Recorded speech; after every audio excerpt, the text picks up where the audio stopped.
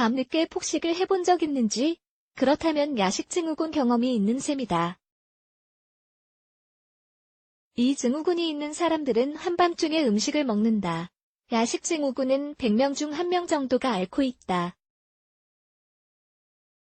무엇인가를 먹고 싶은 욕구를 통제하지 못한 채로 깨기 때문에 늦은 시간에 식사를 한다.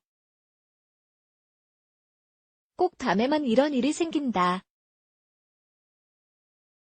낮에는 입맛이 없어서 혹은 다이어트를 한다며 먹지 않는다. 이런 사람이 한둘이 아니다. 늦은 밤에 식사를 하는 사람들은 실제로 정말 많다. 폭식은 심각한 문제로 다음과 같은 두 가지 특징을 지닌다. 비슷한 상황에서 먹는 양보다 훨씬 더 많은 양을 먹는다. 통제하지 못한다. 식사를 멈출 수 없으며 먹는 것을 자제하지 못한다. 야식 증후군은 어떤 특징이 있을까? 거식증 혹은 폭식증 같은 섭식장애에 대해 한 번이라도 들어본 적 없는 사람이 있을까? 의아하게 생각할 수도 있겠지만 거식증이나 폭식증보다 야식 증후군이 훨씬 더 일반적이다. 야식 증후군이 있는 사람들은 감정을 조절하는 데 어려움을 겪고 다음과 같은 형태의 공황 발작을 경험한다. 걱정, 우울증, 불면증, 자존감이 낮아짐. 일부 심리학자는 야식 증후군이 있는 사람들은 대개 체중 문제를 갖고 있다고 설명한다. 잠을 자야 할 시간인데 음식을 먹기 때문에 살이 찔 수밖에 없다.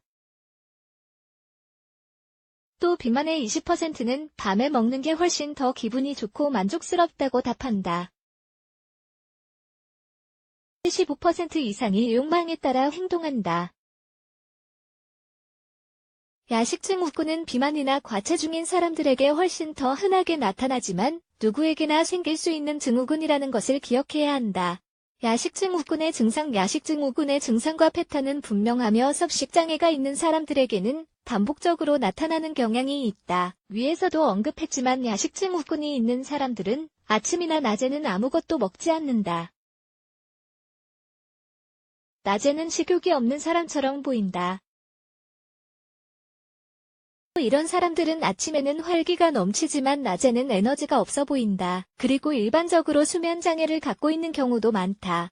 야식 증후군이 있는 사람들은 과자, 페스트리, 빵, 밥, 파스타 등의 탄수화물 음식을 많이 먹는다. 야식 증후군은 어떻게 치료하고 예방할까? 야식 증후군이 생긴 정확한 원인을 찾아내야 한다. 그 원인을 치료해야 야식 증후군을 치료할 수 있다. 이 증후군이 생기는 원인은 아직 분명하게 밝혀지지 않았다. 치료 방법도 마찬가지다. 야식 증후군을 과체중의 맥락으로 여겨서는 안 된다. 야식 증후군은 꽤 복잡한 문제이며 밤늦게 먹으면서도 그것이 잘못되었다는 것을 알고 있으며 동시에 죄책감을 느낀다. 또 다른 섭식장애와 달리 체중이나 자기 이미지와 연관되어 있는 게 아니다.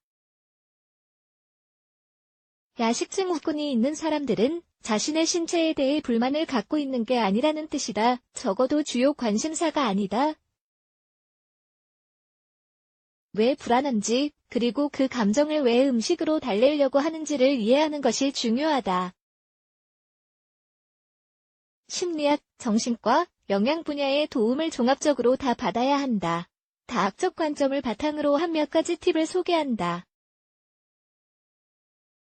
영양학적 관점. 야식 증후군이 있는 사람들은 자신의 상태에 맞는 식이요법을 따라야 한다. 하루에 30분 이상 운동해야 한다.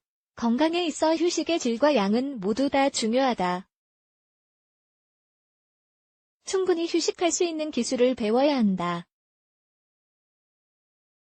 즐길 것을 찾아 적극적으로 즐기며 스트레스를 줄여야 한다. 건강을 유지하기 위해서는 사람들을 만나 사회생활을 하며 즐거운 시간을 보내도록 한다. 심리적 관점인지 행동요법은 야식 증후군 행위를 이해하고 그 행위를 고치는 데 효과적이다. 생각을 정리하고 스트레스 및 불안을 관리하는 데 도움이 된다. 결론. 야식 증후군은 비교적 잘 알려져 있는 거식증이나 폭식증보다 훨씬 더 흔하다. 야식 증후군을 야기하는 원인을 먼저 파악하고 그것을 해결하기 위해서는 여러 가지 분야에서 접근해야 한다. 자신이 폭식을 하고 있다고 생각되거나 불안이 심하다고 느껴지면 고민하지 말고 전문가를 찾아가 조언을 구하도록 하자.